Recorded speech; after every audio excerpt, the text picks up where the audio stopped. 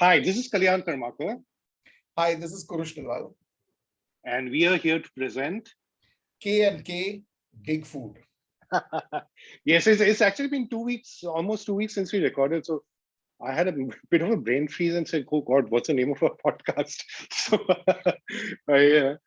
before we sort of landed with egg on our face, which is the topic of today's podcast, because Kurush was very excited with his eggs or his wife's eggs. In Okay, case you're I wondering. think we're going to get censored by the family channels. Yeah. So the deem poach which he had, and I had eggs for breakfast as well, which I always do. So for me, the variation is either deem poach or omelette. And today our cook made omelette. And what was interesting was that normally Indian cooks, and what am I saying, Indians? Listen, make konsa, whatever. But we tend to like normally overcook our omelets, but again, we tend to not overcook our omelets, but most do.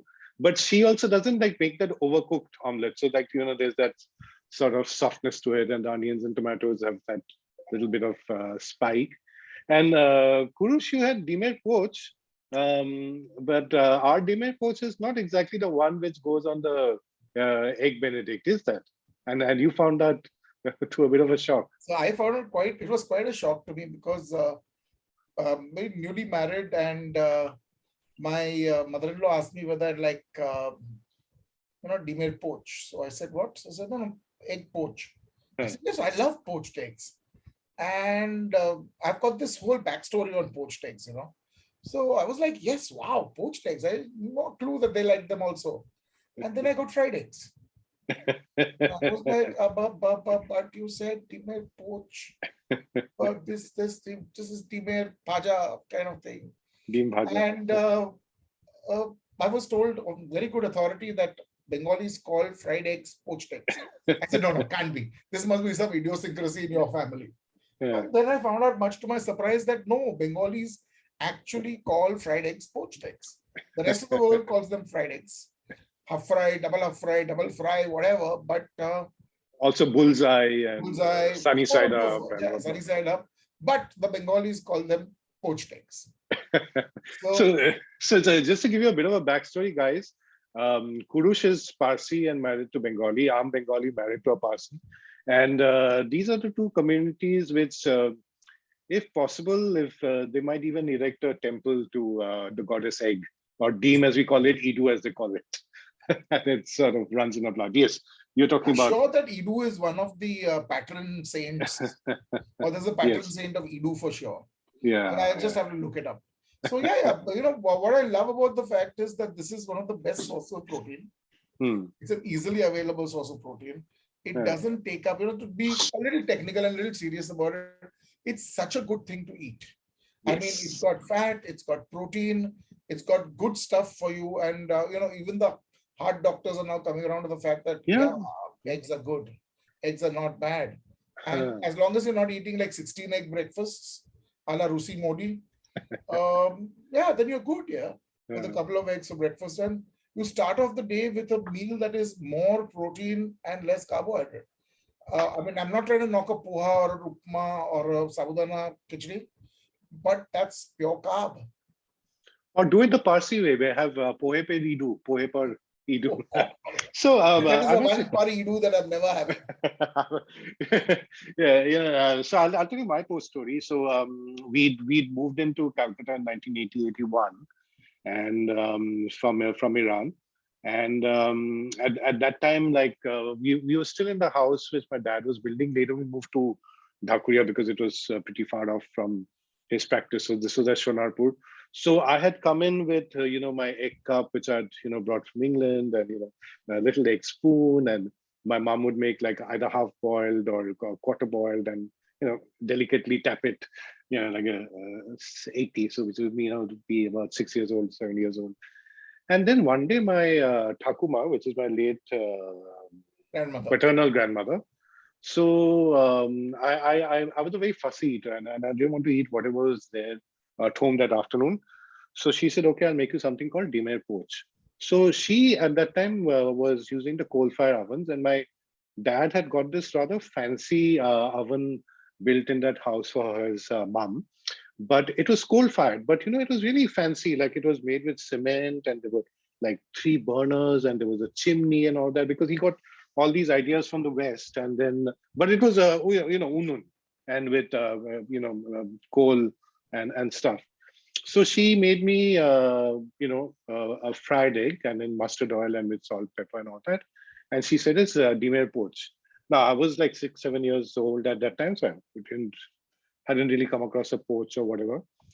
And I really liked it because the white, and then the yellow in its the yolk, or kushum as we call it, in its pristine glory. And then I liked it so much that I think I had two more. And then my grandmother told me the story, which I think all of us who've grown up in the 70s, 80s have heard a similar story. So she said that my dad and siblings, so that were the two brothers, three sisters, yeah. So they were totally about six siblings. So my grandmom said that you're so lucky and you're being fussy about the food, but when your father was growing up and your grandfather was in the police and with a very meager salary, then we would buy one egg, and that egg would be divided between the six brothers. Have you heard those sort of stories, Kurush? Yeah, but the one egg between six is like really pushing it. But we are Bengal. License. We are from the Mrinal Sen state. Yeah, definitely poetic license. So when I was growing up, I spent a lot of time with my maternal grandmother. I didn't have a paternal grandmother. She passed away before my parents got married. And at my maternal grandmother's house, we Parsis eat something called eedu. So it basically means eggs upon. So these eggs can be upon anything. Essentially, it was a way of getting rid of leftover vegetables from the night before, or making fussy Parsi children and husbands eat their bloody vegetables by cracking an egg on top in such a way that the egg was bonded to the vegetables and you had to eat the vegetables. It's a great way of getting rid of your leftovers, and especially Kalyan's famous hashtag, love your leftovers. So you make them on all kinds of things. In fact, at my house, I actually would have people make specific vegetable bases so that we could make it. And it's also something that you put quickly together, a wafer paridu or a sali paridu, when you want to jazz up a rather boring dinner or something. So my grandmother's house, it would always be what was called a fetelu, a beaten egg with a little dollop of milk. She'd beat it up with salt and she'd pour it over the vegetable and then cover it and let it cook. So, sorry, so is that a bit like what goes into the keema ghotala? Because the keema ghotala is a scrambled, no? No, it wouldn't be scrambled. It would be layered on top. So the top would have the egg layer. Then there would be the kind of egg and vegetable layer, and then there would be the vegetable layer. So it's almost like a cheesy layer of a bake on top. Yeah. So I kind of was quite surprised that I'd never remembered eating these fetela idas when my mother made anything paridu. So when I was about 5 or 6, one day I sat down and said, Mom, why don't you make paridu like Granny makes it? Why do you always make it with the sunny sides up on them? In the paridu. Yeah. And she gave me this withering look. And my mother was a master at the withering look, okay? And the grandma, sorry, is your mom's mom only. Mom's mom only. So it's not that you're praising her mom. No, I'm not praising. So it's not this. Sasu or something like that. So I got this absolutely withering look. And she said, in my house, we will never have fetela ida. So then maybe after she calmed down a little, I asked her, what's the score? And she said, basically, while growing up, very similarly to your grandmother's story, my grandfather actually did 2 and 3 jobs at a time sometimes to make ends meet. And we are laughing about it, but they all had they really worked very hard. I keep telling people my grandparents lived in Bandra because they were poor. Today when I say this, people laugh, but in those days, Bandra was the boonies. Yes. It was across the creek. Yes. And Granny would use 2 or 3 eggs in those days with a dash of water and a dash of milk. Okay, and beaten up really well into a froth to do a paridu for 5 or 6 people in the house. So my mother always remembered this, that we didn't have money and therefore this was the poor man's version.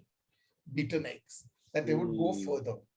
Mm. How to make 3 eggs feed 6 people. In a way, the similar concept as having mincemeat and keema versus, Completely, chunks of completely, meat. Yeah. completely. Adding potatoes to your sabji. Aloo, of course. Because, Yeah. yeah. Yeah. And, making No, but an I'm egg, saying this entire act of beating is almost like mincing meat because the yeah, meat then it's spreads like an more. egg drop, Yeah. doing an egg drop in a curry or something like that. So Mm. Parsis would very often, very much like Bengalis, also have egg curries because you couldn't afford fish or prawns or mutton or Yeah. chicken. So you Yeah. just dropped a few boiled eggs and gave everybody a boiled egg of their own, your own boiled egg to eat, which was like a big treat. Yeah, and it was So, like one egg when we were growing yeah. up. So I remember when I stayed with my aunt when I was in high school and she had just started working and she'd make omelets with 2 eggs. I was like, wow. Oh, totally, no. So I was in my 10th when I started getting 2 eggs for breakfast. And that also I had to request a second egg. May I have 2 eggs for breakfast? The It wasn't Bengali taken for logic, granted. the Bengali logic was pet garam hoya. Like if you have 2 eggs, your stomach will become hot. Yeah, which means you get gas. Yes, yeah. But this was Parsis. We could digest any amount of eggs. It was just that we couldn't afford as many eggs as we would like to digest. I still remember, this is another thing, Kalyan, which, I bond a lot with people like you and a lot of urban Bengalis for. That eggs for breakfast is very taken for granted. It's not a shocking thing. Yeah. For most of India, eggs for breakfast is considered a very Western or an English breakfast thing. Yes. Growing up and going to school, every morning was an egg, bread, and butter, egg, bread, and cheese, egg, bread, and jam, or just egg and bread if there was nothing else. Exactly. And sometimes we were really hungry, you ate 3 pounds with 1 egg. Yes. If you were not, you ate 2 pounds with 1 egg. No one told us that 3 power is bad, and 3 power can never be bad. That's just 3 power can never be bad. And if you were lucky, there was sliced bread, and then there was toast. You meant butter. And I also like the Parsi way. Like I used to see that in Kenaz's house. And yesterday when I had lunch at Binda's house with Bindamela with Kunal and Vijaykar and Shekhar, that, the pav is then made into slices, And Even so the when you petty sit pav there is on the sliced. slice, and then you take as much, I'll just interject and just say 2 points over here. One is over the last, thanks to intermittent fasting, I have become the eedu expert, and not of my intermittent fasting. I believe in intermittent eating, but Kanaz is right now doing some form of that. So, which means that she normally has her first meal of the day around 4 o'clock, and stuff, because we also have dinner late and stuff like that. So, and she normally tries to break her fast with an egg because the dietitian told her it's a complete meal, like you said. And then one day there was some bhaji, which is what you guys call methi or saag and all of that. So I made her a bhaji parida. So and she really liked it. So since then I've made bhaji parida. Then I've made like bhida paridu. Sometimes she asked for it. Then one day she said there was keema and chicken keema. She said make me chicken keema paridu. So I said, do you mean a ghotala? Because ghotala is like beaten. And she said no, paridu. And then on Monday, I had some chips left from my candies breakfast on Sunday, some wafers. So I decided to make wafer paridu, and she said add a bit of drop of water. And oh my god! I mean, and the other thing you said about eggs, and Bengalis. So it's a bit reassuring to hear that because when you read about Bengali food and media and the diaspora or heritage articles, memory articles, you will think that the only thing which Bengalis had every morning was luchi and aloo dom, and if it was winter, then koreshuri, kochuri, and aloo dom, and maybe porota pitai parota or teen kuda parota and stuff like that. But my mom didn't make those, and she couldn't really make rotis and parathas. Only in lockdown she taught herself. So and also she grew up in Delhi, then post marriage England, and then we came to this thing. So for me, breakfast right from childhood was first of all egg in a cup with toast, and then you dip the toast, break it, and then butter and dip it in that. The soldiers. The long soldiers. So that was one. Yes. Then of course omelette and bread. Then if you're traveling, it would be boiled egg with butter, pepper, and in bread. And then something called French toast. And I used to love that. And I saw a version of that in front of Nizam's college, the Nizam's Palace in Calcutta, where my international school was. I believe international school is in Bypass, and I was shocked to hear that Nizam Palace, which was and the lovely building behind that, which was my school, international school, lovely British Downton Abbey building, which had Queen Victoria's portrait and all of Elizabeth's portrait, is now a parking lot of a mall. Sad. I mean, that's How ridiculous. I mean, अंग्रेज चले गए तो उसका घर को parking lot बना दिया. So anyway, so in front of that we used to have bean paduti, which the things used to make and all that.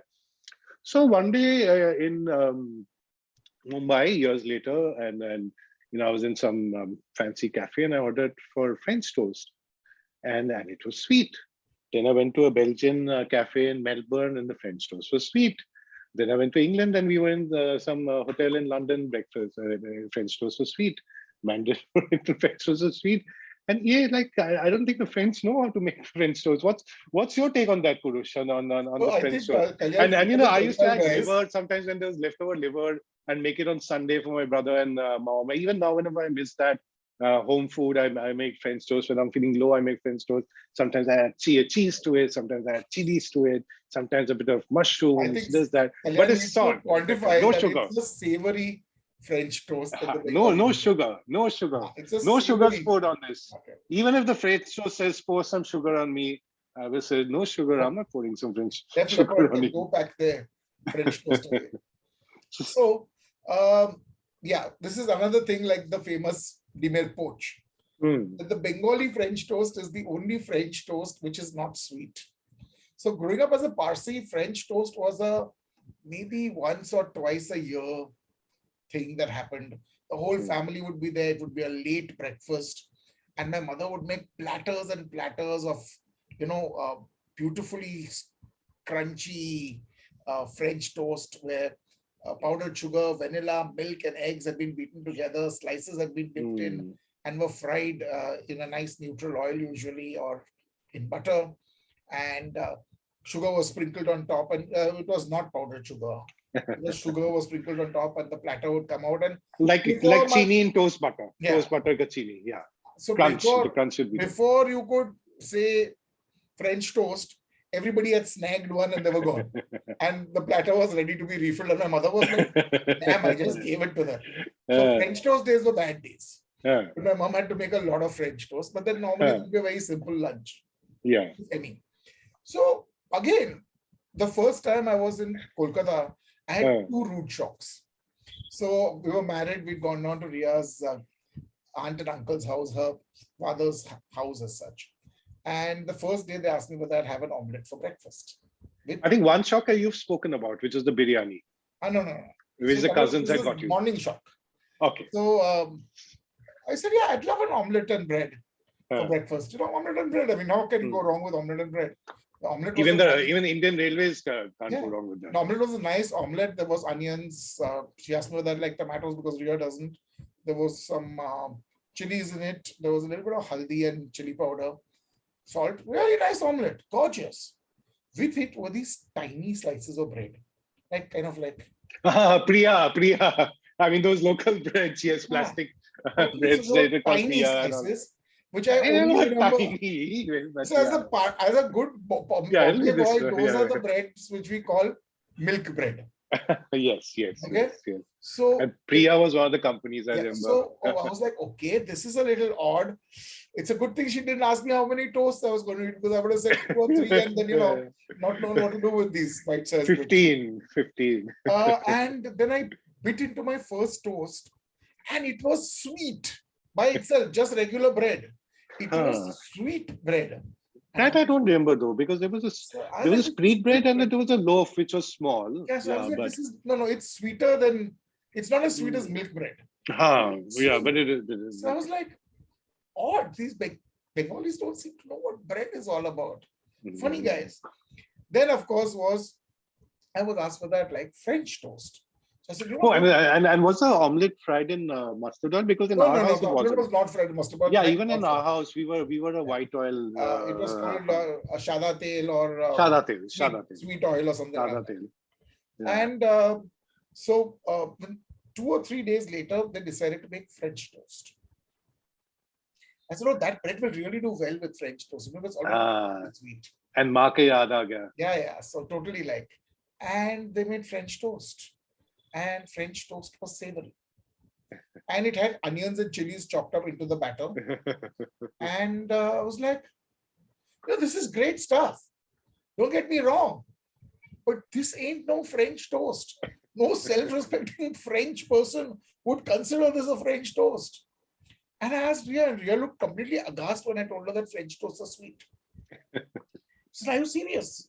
I said, yes. Did she reconsider her choice? Was she having double thoughts? It was too late. We were married. Then she was once, poor thing, forced. Kenas did though. Huh? I must tell you that after her marriage, we went to Calcutta, which is fine. She survived that. And after that, we went to Goa on our honeymoon. Back then, Vodafone or V or whatever it's called now used to be Orange. And Orange used to get these discounts, coupons. So we'd use the discount coupons and went to Holiday Inn. So we stayed in Goa, not like Mauritius and all that, which people do today. And I used the last of my frequent flyer points to fly down, up and down flyers. But with that, my balance big. With that, my balance went to pay that tax. I was like zero in the ATM. So then one day, the hotel had a package where you can go on a sightseeing in their bus, and that was free. So the first stop was Mapsa Market or something, and then we got off there because Kainas wanted to shop, and she said from there we'll do our own stuff. So from there, when we had to get back or something, then I said, let's take a local bus. I mean, why spend on a cab or whatever? So we got into a local bus, and this is this is 2001. Oh yeah, 2001. So we got on this local bus, and October, so it's pretty hot and all that. Of course, not air conditioned. And then all the locals getting up, and suddenly Kainas, who's like the only child of a working middle class Parsi family, but treated like she was in Downton Abbey, found herself besides two chicken. So these guys, and then she got off from the bus and said that this is who goes on a bus on their honeymoon, and my family will never stand for this. And so finally I did a lot of shopping for her in the flea market, and my last trip to Goa was on a bus in any case from Goa to so there's one story which she still was telling her office folks the other day doing some pitch about the buses in Goa. I don't know if things have changed in 20 years, because if they can add like that today might or might not be relevant. But anyway, what were you talking about? Whether Ria reconsidered your choice. So Ria was actually forced to eat sweet French toast once at breakfast in the early days of her wedding, marriage, and she was quite shocked at what we considered French toast. So it was kind of mutual.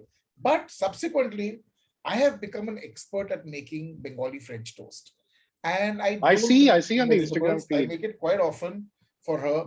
So every time I've done something terrible, I make up for it the next morning, since I'm in charge of breakfast most mornings. And I make French toast for her. But mine is simply, I really like it with a little bit of milk in the eggs, salt and pepper. If I want to jazz it up, I'll put a little spice into it. But I don't like the onion tomato one that you prefer. I like mine without the vegetables. And so my mom them up nicely. My mom used to always add milk. Now I don't know whether that was a Bengali thing or something she picked up in abroad, because not just eggs but omelets and everything. But in our house now we don't consume milk. So if milk, as in we're not vegan or something, but we just don't. So if milk is there, I sometimes add to it, but otherwise I don't. And it's I then discovered it's a nice way of refreshing bread, which is not the freshest perhaps, like it's been in the fridge for a while. Then when I did some research, Wikipedia and all that, the two things I came across. Apparently there are parts of England where sometimes they do have savory French eggs, French toast. I've never come across that, but accordingly true. And of course in France they don't call it French toast. It's called pop ardo, PAIN. This thing, which apparently means old bread refreshed. Yes. So without knowing all of this, so that's the genes of humankind works things Yeah. Same way. But I'll tell you this: all French toast needs stale bread. I never make French toast outside with bread that I bought the same day. I wait for the expiry date, and that's the French toast bread, because then it sucks it up. Fresh bread which is damp really doesn't suck in the egg. Achha, listen, Vikram Doctor had once written this article on French toast, which I remember reading. It was the early days of my blogging. And that's when I realized that, you have it outside of Calcutta also. And Sangeeta Khanna gets very upset if you used to call it the Bengali toast. She said, how dare you, Bengalis appropriate everything. It's like even Bengalis. Kangana Ranaut in Queenie, Queen said it's, Indian toast. But the point was that Vikram Doctor said that this is apparently referred to as Bombay toast. Is that so in Bombay? Because I've never come across that in Bombay. It's called various things, including Bombay No, toast. but I've never come across this in Bombay. Not any longer. From 97 onwards, I mean, there was a Bombay time toast. when the roadside andawalas Huh. would beat eggs and pour them over. So you pour them into the tawa. Which in Calcutta is the deem part. Press bread on it. Okay. And then you flip the bread over quickly. So that's called deem paroti in kind of a bread melded into the omelette. And that was very often called Bombay bread or Bombay omelette. I wonder why it stopped. Because in everybody now, I don't see this so much in Bombay, but I see a lot of it on YouTube, where people are dipping the bread in, very trendy inside and avocado. I mean, as a good person with Gujarati ancestry, I cannot face up to any fruit which is called come and take it out, which is what avocado means in. This is not the mama's. That is Mama Goto. Okay.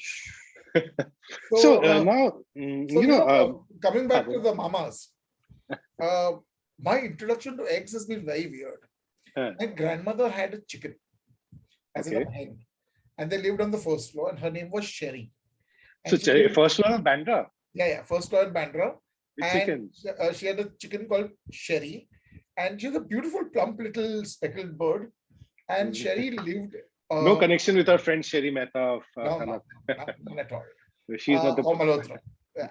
So we had Sherry living in a little box on the passage between the house and the toilets. So the toilet and the bathroom would be behind the house, Pichwadi, as it was called, a Pachwari, as it was called in Gujarati. So on that little causeway was this rack and a box in which Sherry sat. And my mama would wake up in the morning and walk over to Sherry, cluck her under the chin, pick her up, and kind of gently toss her off from the first floor. And Sherry would flutter down and spend the whole day down. Every evening, she'd be back up at the stairs, at the back stairs, waiting to be let in. Okay. Very well-trained chicken. And then he'd pick up her egg and crack the warm egg from under Sherry directly into his mouth. And I thought that was gross. How can he eat a raw egg? And we also had a family friend who lived with my grandmother for many years as a paying guest. And he liked his egg also raw, beaten into a glass of milk in the mornings. The hangover cure. A bit of honey. Hangover cure. This family has some really weird, and he was married, his sister was married to my mama. So I was like, my mama and his wife's family, they have some weird taste in raw eggs. Much later that I realized how delicious a good eggnog can be, brandy and nutmeg, and my dad used to make them for us.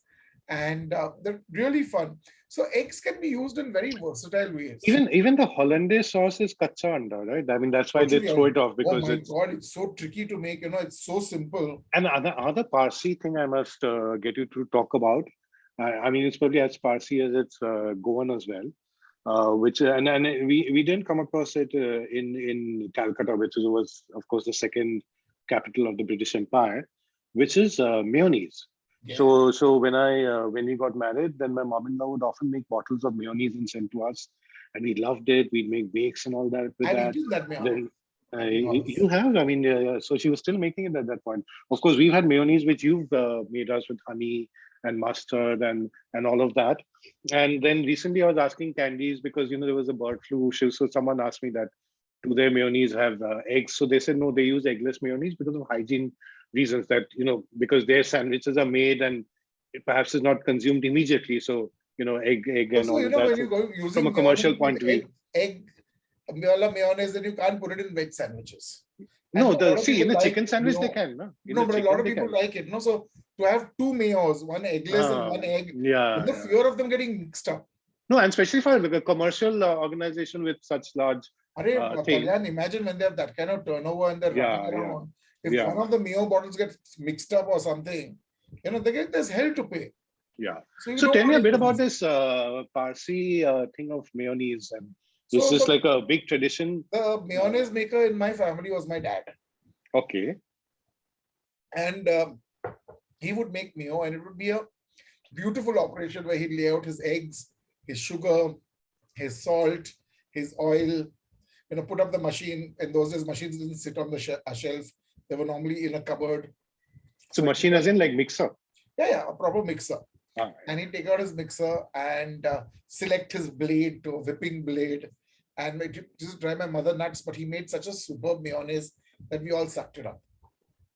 What I learned from him is that mayonnaise is an incredibly simple thing, and like all simple things, it's tricky to get right. So 1 level teaspoon of salt, 1 full spoon of sugar, okay, heaped, would go into the mixer. Then he would crack 2 eggs in.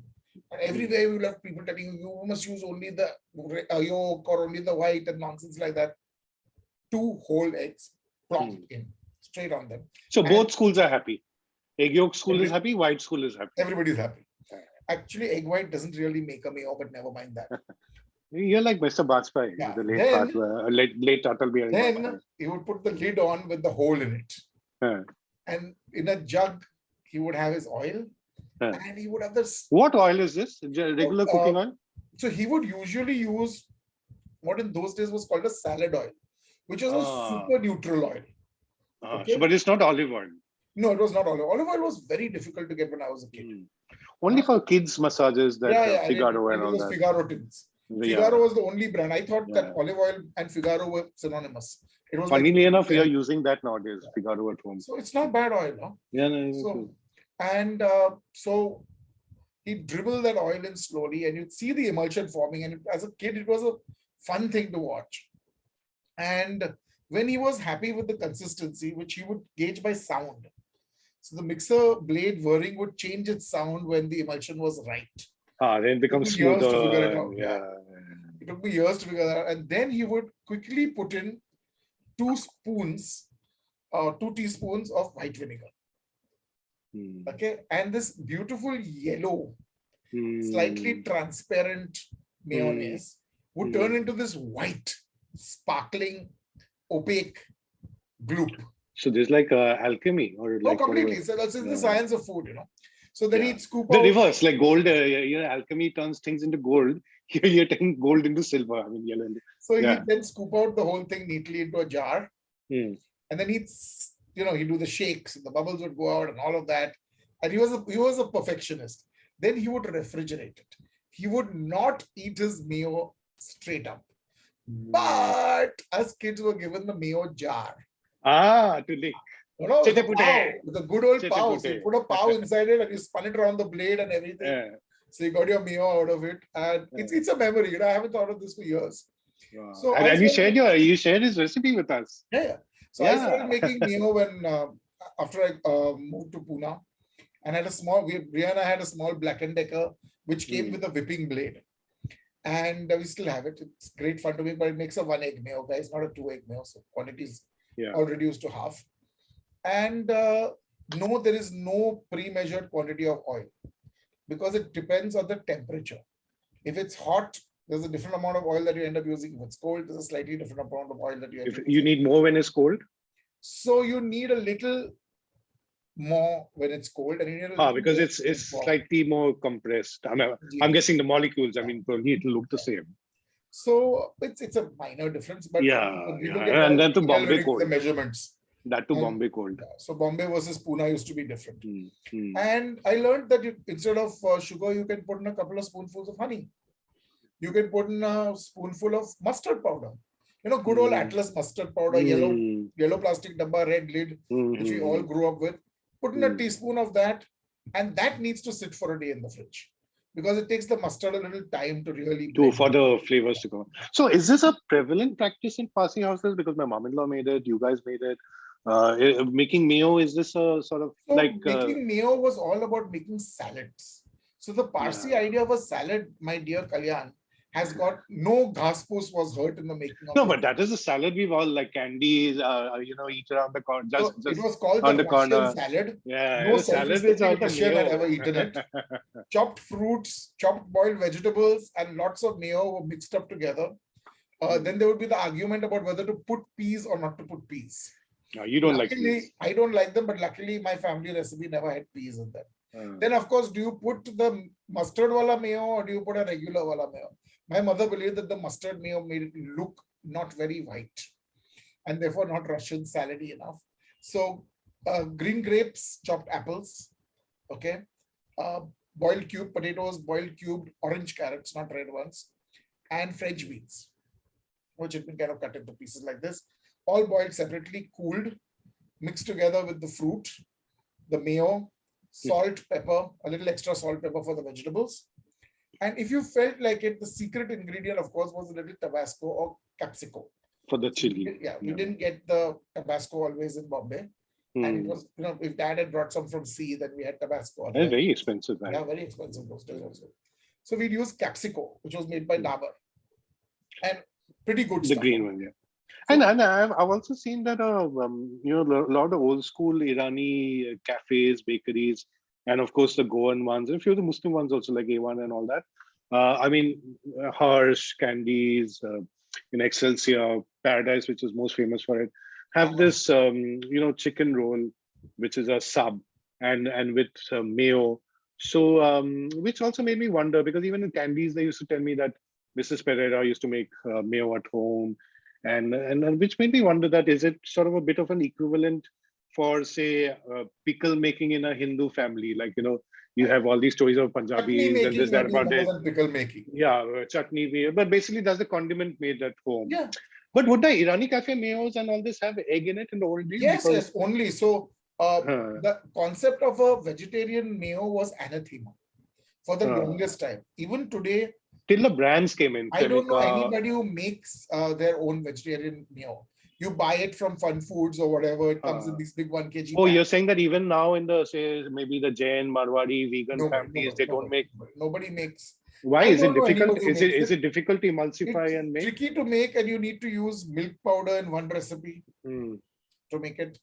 Another European recipe that is eggless actually uses egg white powder. I don't know how that makes it eggless, but whatever. So different strokes for different folks. But traditionally, all of them would make their own mayo, and it would be with egg. So if you ask for eggless mayo in a place like Bastani or Kayani, they probably throw it out. Viciously throw it. So, Kalyan, the best place for this mayo was actually Bastani. Bastani opposite Kayani at Metro, did a mutton roll. I swear, even today. With mayo, is it? Oh, mutton roll with mayo. Mustard mayo, and that one slice, one leaf of lettuce. Yeah, what was it that? It's a one leaf. I hated that because when you pulled at your study roll, that leaf would come out. Even Hirsch Bakery has that one leaf. And so my first chicken mayonnaise roll, surprisingly, was in Panchgani. And there was a beautiful little shop called Russo's in Panchgani at the Circle. And my aunt Jaru actually introduced me to the chicken roll. And right from the beginning, I was sure I didn't want the lettuce in it after my first chicken roll. But I went back home and I said, Mom, how come we don't make chicken roll? And she looked at me and said, it's the same thing as chicken sandwich in a roll. I was like, yeah, that's why it tasted familiar. So sometimes in Candies, I used to do that. If the chicken sandwich is not there, the chicken roll, same filling, but of course, different texture. There's, softer bread. Also, the fun thing is egg mayo. So to me, boiled egg is a garnish or goes into deviled eggs and salads and things like that, or it makes a sandwich. Boiled egg is not a breakfast thing. I know a lot of people who love boiled eggs for breakfast and rolling them and eating them. I've done it at buffets where there's nothing else. Vegetarian buffet for breakfast. But we used to like we never have hard boiled egg, either no, soft or quarter. no, Like no. that's just British way. Okay, I must tell you about the chicken roll, the great chicken roll bhoka which I had. So early days in Mumbai, I just left home and moved here, missing home and everything about home. And then this friend of mine, Gagan, colleague, who was at that time staying at YMCA. So we were at Kolaba for some reason, or maybe we were watching a movie and stuff. So he said that let's go to what's this place? Piccadilly? No, not Piccadilly. Which is the one right beside opposite Beagle. The one The one opposite which legal, uh, Chiquita. Chiquita. Okay, so let's go to Chiquita. And then so we went to the sandwich, and I said, okay, there was sorry the menu, and there was sandwich and this that. Now sandwich in Chiquita, I don't know because later I learned it's a pickup joint, so whether it involved any massages. Anyway, but so I saw chicken roll. Alice, chicken roll. Dada, one chicken roll, please, double egg, whatever. So then I'm sitting and I'm very happy. I finally found I found my love back again in China. So what I was saying, Mumbai, Bombay as it is called. And Baba, there was like a hot dog bread, and in that there was chopped chicken, a boiled chicken, and then there was mayonnaise. I mean, I don't know if the Bengal has forgiven the Marathas for the various invasions which happened in the late sort of 19th century, but this is one thing which I will never forgive Mumbai for. Okay, I want to So you thought you would get a kathi roll. there's no kathi roll. I mean, I thought You I'd know get a what I chicken mean? roll. I mean, Uh, what's a kathi roll? so Kathi no, roll is like all for over the rest those. of the world, Yeah, apart from it's like it's called a kathi roll. if sent of a woman, how it said that if you know it that long, you will call it John or something, whatever. So, yeah, Al Pacino. Okay, listen, I'm going to we've got about 20 18 minutes. minutes. No, not 3 minutes, 18 minutes. And I want to bring the topic to one more thing on eggs and this thing. So, when I have the the French toast, I often wonder that, especially when it comes to these sort of modern cafes or now five-star hotels, um, they are now including, especially the hotels, like there's an Indian menu, so there's paratha, there's keema, poha, depending on where you are, or chole bhature or luchi and all that in Bengal. But eggs is left in the Western thing. So in the Western stuff, you have only eggs, and you have muesli and oats and stuff like that. Now, I often wondered that why was something like French toast and the Indian version of that not made in five stars or even cafes, because it's something which I I'll think tell you even the why. Western. No, but that's not my question. But if you want to answer, then answer that. I mean, why not? Then I'll ask I'll you tell my you why. question. The problem with them is that once you put masala into the pan, you can't Hmm. use the pan for something like a scrambled egg or a fried egg or a simple. You are a bloody five star. You You're should have an extra pan. I agree if you with you. if I'm not if giving. if it's not a breakfast included thing, I agree then with the chances are that your choice of eggs breakfast is costing you 8 or 100 or 1,000 rupees with service charge, and that too the cost of the chef coming and asking you how's your egg just when it comes, and therefore you're having a cold breakfast, and the trauma for that is like cannot be calculated in money, and someday I'm going to you. Yeah, by the want long my money think back about it. because of all the cold benedicts and everything which I've had to have What a because cold Benedict. This is yeah, the but just price keep of a being an influencer and a celebrity. I am. I've decided I'm not going to be an influencer because I'm very bad at dance. So, yeah. So that was not my question that much as the other Indian egg thing, which has somehow made a presence and which is good because at least something, which is the akoori. So, which is people will think the Parsi scrambled egg, and you'll find it in cafes in Mumbai, upscale cafes, and you'll find it in luxury hotels. I even saw it in Trident in Gurgaon, Oh, and so I didn't not know just that. Wow. Bombay. Yeah, so not just so probably the Oberoi's, Tajes, and all that would be they sort of farm out their recipes when something does well across the chain. But what people don't get is that the akuri is not the anda bhurji.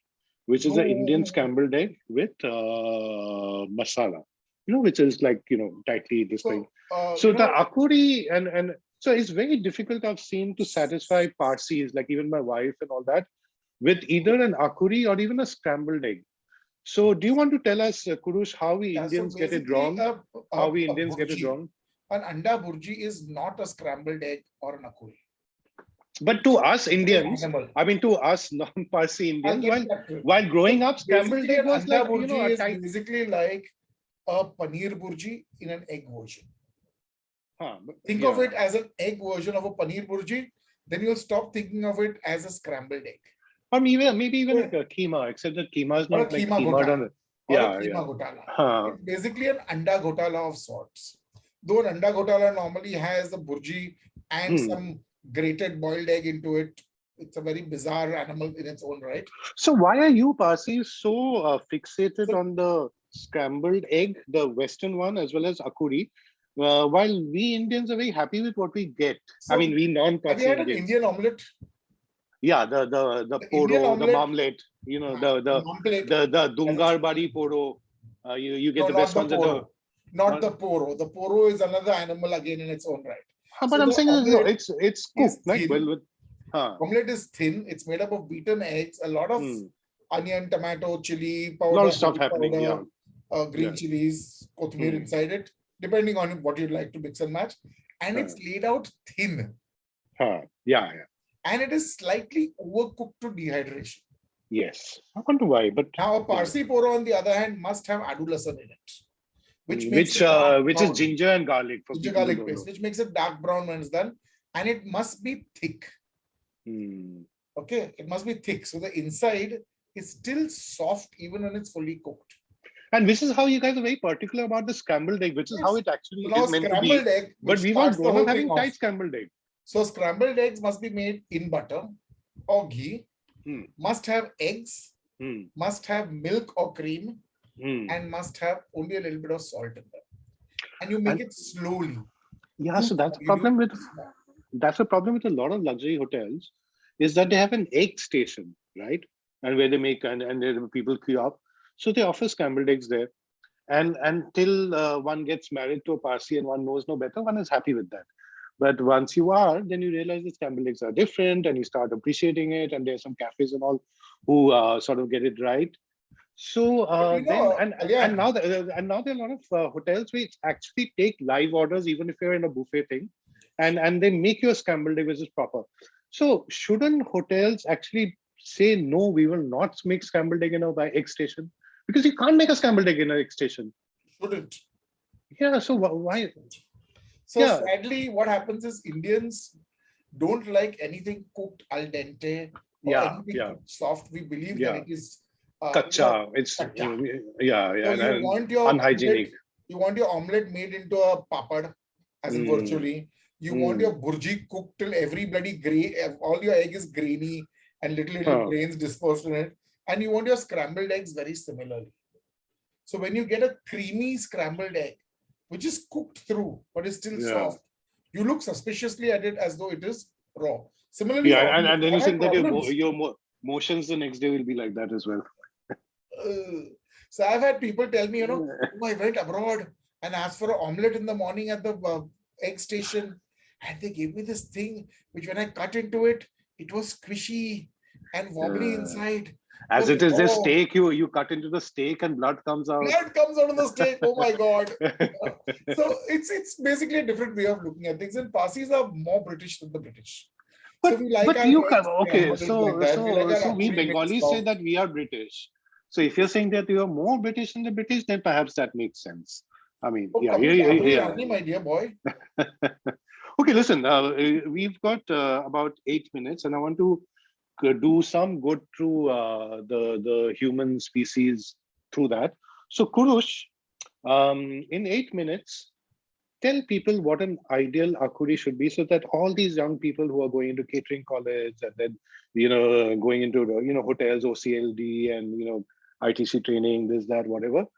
In that akuri class, their professors will take a snippet of this and show it. Okay. So Kurush Dalal, Dr. Kurush Dalal, 5 minutes on what is a perfect akuri. At the end of 5 minutes, I'm going to cut you. I mean, Done, not, sir. yes. Done, sir. So, what is an akuri? First of all, for an akuri, you must have your entire mise en place ready. If you want to make a proper akuri, you cannot make an akuri on the fly. So you chop your onions, you dice them finely, and you put them aside. You dice your tomatoes, you put them aside. You chop your green chilies, you put them aside. You chop your coriander, you put it aside. Now you start building your eggs. So you crack your eggs, beat them up with a little salt and let them sit. And that actually works on the egg and helps break down the egg protein, etc., and makes for a better, softer, fluffier egg. You add a dash of milk to the eggs when you beat it up and you leave it aside with your salt in it. Okay.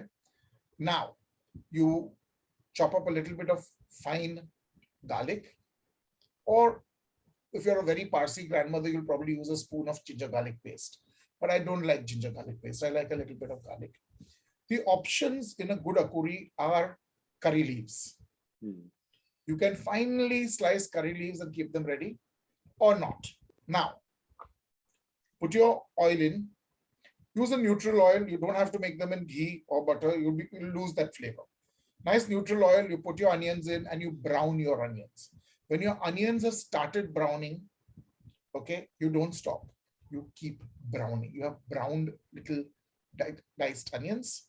When they've started to really start caramelizing is when you put your tomato in, you put your garlic in, you put your green chilies in, and you cook it all for the next 10 minutes or so at medium to low heat. To this, you add chili powder, turmeric, and a Parsi garam masala preferably, or any garam masala, even an Everest garam masala will do. It's not a bad idea at all. Okay. You add a little bit of salt here and you start now cooking this down. You add your curry leaves here. You add half your coriander that you've chopped and you mix this all in to make the base. What you're doing is making the base for your akuri, and you cook this slowly till the oil separates from your vegetable base that you've created. Once the oil starts separating, you give it one turn up of the heat and then you put it on very low, beat your eggs up a little bit again and gently pour them in, stirring continuously all the time. And then without raising the temperature, with all the infinite patience that cooks usually don't have, you keep stirring your akuri and you keep stirring your akuri, preferably from outside, inside and outside, inside, till the what we call the egg curd starts forming. The egg starts forming into pieces of cooked, streamy, streaky eggs. And you keep folding it into the center till you get your desired consistency. Now, it's never as dry as a burji, but there are various ways in which you can make it. You can make it less or more loose. It's a family thing. Do not leave it in the pan. Do not leave it in the pan. It continues to cook. It also continues to cook when you take it off the pan. So preferably pour it out into a bowl, garnish it with your leftover coriander, and immediately put it up to serve. This is not something that you can eat cold. Okay, so it should be made and done. You can actually make your vegetable base. What I normally have done is I have it made in large quantities and I keep it in the fridge. So I can scoop it out, warm it up, and put my eggs on top of it. And that saves me a lot of time in the mornings. But I have staff to do this at Katie's Kitchen, so I can. If you can prep this a night before, it'll be a really sumptuous breakfast the next morning. Either gutli pav or brun pav with butter is the preferred bread with it. And it really works that way. So I've done this in 4 minutes. Guys, this is the Akuri masterclass. And not in 4 minutes because there's something we did, two things we didn't talk about. One is the dimir jhol that the Bengali something I've become quite fond of, which my wife makes. And she also makes it with duck eggs when we get them. So and the boiled eggs have to be slightly sauteed before they put in. And the boiled eggs is slit on the outside. You can slice or not slice. So the masala but goes you must fry them a little bit in mustard oil before you slide them into the jhol. So it should have that little naughty touch to it, not like the the eggs which go into a Parsi curry, which is leathery, like slightly very leathery finish to the outside, bubbly finish. Leathery, nahi. I'm going to say slightly seductive, like not a bhalo mein. Not a bhalo mein. So so a little bit of stubble, not a clean shave. And No, Dimet yeah. Jhol, I'm trying to think of seductive. You're thinking of like stubborn. so Kuch nahi you ho. know, a Dimet Jhol with hot rice is a delight. Hmm. But the Bengalis also have something else called a deem sheddo. Ah. And that is something that you must hear Kalyan tell you about. Well, deem sheddo technically means boiled egg, and what is the big fuss about it? But we've actually grown up having something which we call bhate. We used to call it phyana bhaat in our house. In fact, there were days when parents were too tired, and my dad would make phyana bhaat and say, "Just khabe to khao, nahi to mat khao." Which is the only time he was strict with me. And then mom made it often for us. So it's basically like fan means the starch of the rice. So you're cooking, you're boiling rice, and then to in that rice you would also put in some potatoes and any vegetables. That can vary. That in winter it'll be cauliflower. You can put, even my mom would put okra or bindi in it, or carrots and whatever, and the egg. So she would wash the surface of the egg so that there's nothing, and put the egg with the rice, and then cook it in. So it's like a one pot thing. And then in we Bengalis normally drain out the starch, but here, even if there's like a lot of starch and you drain off a bit, you keep some of it. So it's not very soupy, but it's got that a little Slightly watery. wet consistency. Yeah, and then you take the egg out and you deshell it, and then you put the rice on the plate, and the egg on the side, and in our house, because we were billet ferot, it would be butter, but normally it should be like not even ghee, mustard oil, and there should be salt on the side, like kacha noon, like damn your blood pressure or whatever, and then the joy of breaking the egg and the kushum, adding a bit of salt and that hot rice and the fan and cooking out. I mean, it's like amazing stuff. So yeah. I mean, we can keep talking on eggs because we are two good eggs. But okay, so that's bad joke number 5 for the episode done. And well, okay, so what should I outrage about? I mean, this entire thing about eggs, whether it's veg, non-veg, or whatever. But the fact is that when it comes to food writing, egg is often given a bit of a side role. It's the best supporting actor. Well, not in the film which Kurush and I will make someday. You know, and in that film, the egg will be the Amitabh Bachchan, the Dilip Kumar, Like Jai and the Veenu, Stallone. our Sholay will have Two eggs. Deem and eedu. or the sweet and salty French toast. So with that, this is Kurush Dalal and Kalyan Karmakar signing off. We're just two guys who love to talk on food. We have no idea when we start off what the topic is going to be about, but this is it. We spoke about eggs. If you liked it, then share it. If you don't like it, then share it so that you can mock it. But we need the views. Be good eggs or bad eggs, but hit the subscribe button, And hit then the like like and button, all of share it, that. and spread it around. Yeah, and I'm going to use this recipe this afternoon. I'm going to make akoori for Kanas, and my birthday's coming up, so I need to sort of get her into good mood to get a good gift. Okay, chalo. And if the akoori turns out well, full credit to you, Kurush. If it doesn't, I will just keep quiet. Let her watch this later. Just come. Take care, man. Bye. Bye. See you, And folks. and and may the force be with your eggs. Totally.